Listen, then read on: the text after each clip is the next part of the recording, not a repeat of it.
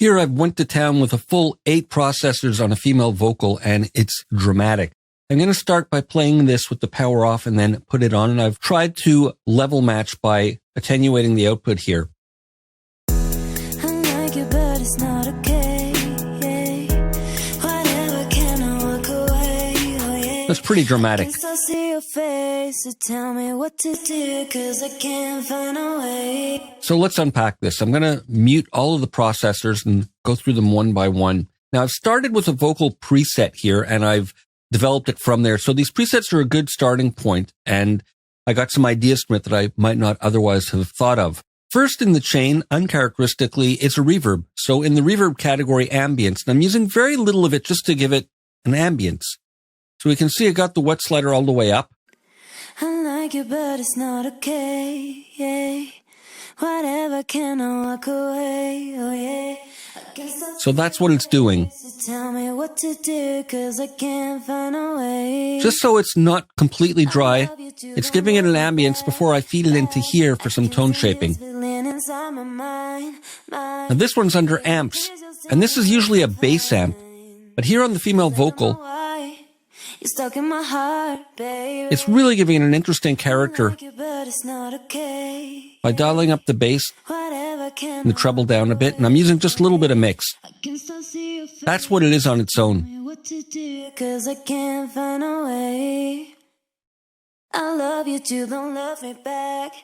So it's giving it a kind of thinness that I really like, and it's not a natural sound. I wouldn't describe it as a natural female vocal sound, but it's kind of a modern pop, tight kind of aesthetic. Now from here, I'm running it into ensemble for a doubling effect, and that's under modulation. I've got some drive, and here I'm only using a bit of it. Let me put it up.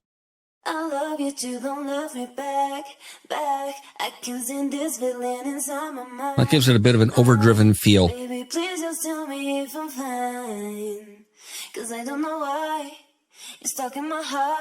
I like the slow model the best. And there's a dry wet slider. I'm going to stereo to stereoize the vocal for a wider effect. I just want about that amount. So just a touch of it. To give it that thick stereo doubled vibe. And then into a guitar amp of all things, tone control. And it's kind of a mic modeler, this.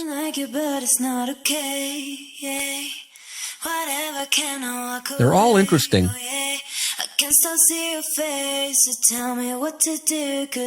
This is nice and full and rich. And I haven't tweaked a whole lot. It's mainly about the modeling. Here I'm dialing down the presence a bit, just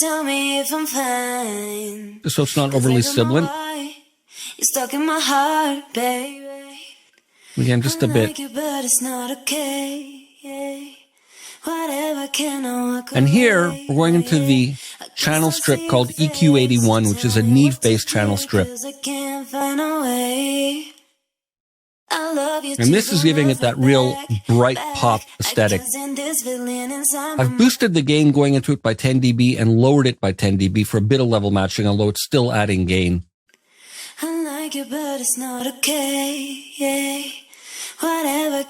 So I'm dipping a bit at 100. That's what I'm pulling down. Really sweet sounding EQ. But then I'm boosting it at 220. I don't want it too thin. So this makes it nice and tight on the low end, but with a nice kind of roundness around 220. I'm dipping at about 4.5, which is unusual for a female lead vocal, but then boosting a lot up at 10K. I like you, but it's not okay. And it really helps control the sibilants. That nice air on top. Too much, of course, isn't good. And then I'm cutting at 150. Now here I'm running it into the Black 76, which is an emulation of an 1176. And this is a very aggressive compressor, not an obvious choice for vocals, but I have it in nuclear mode with all the buttons in. So it's as high ratios as possible.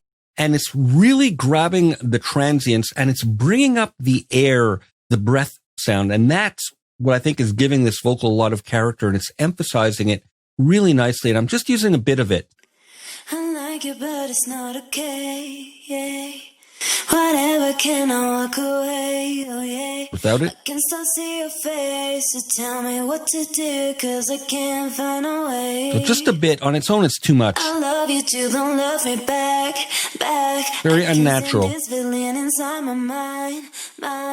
Baby, please just tell me if I'm fine, 'cause I don't know why. You're stuck in. But it's really bringing out the character and vibe and the breathy part of it, which I think adds a lot to the ambience of the vocal. And here the knobs work in reverse. So with this dialed all the way down, it's a slow attack. And here it's a relatively slow release. And I'm trying to level match a bit, but I'm getting some gain from here. But that's because I like what it's doing. Now here I'm going into some tape echo. I like you, but it's not okay. I have this set to quarter notes, not to dotted quarters. And I'm in tempo sync mode. I have the sustain all the way down.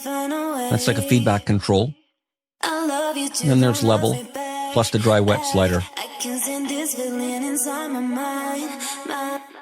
Now it's a fairly long, slow delay, and I don't want it to get in the way, but I want a bit of it in the background. That's why I just need a little of it dialed in.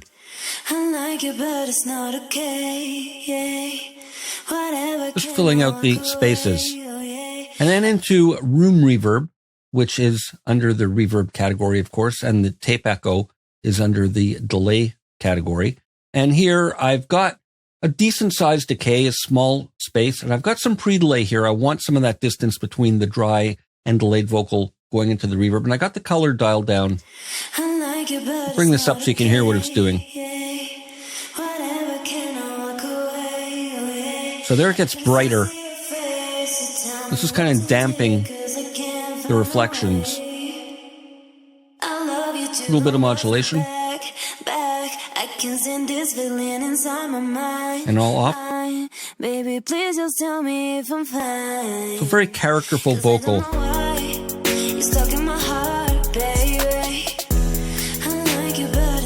So that's what I started with, but I want to save it as my own preset now. And there it is in the vocals category. And one other thing I did is I pulled this way down. I'm at -7 dB just to try and level match the input and the output. We'll continue with more in the next video.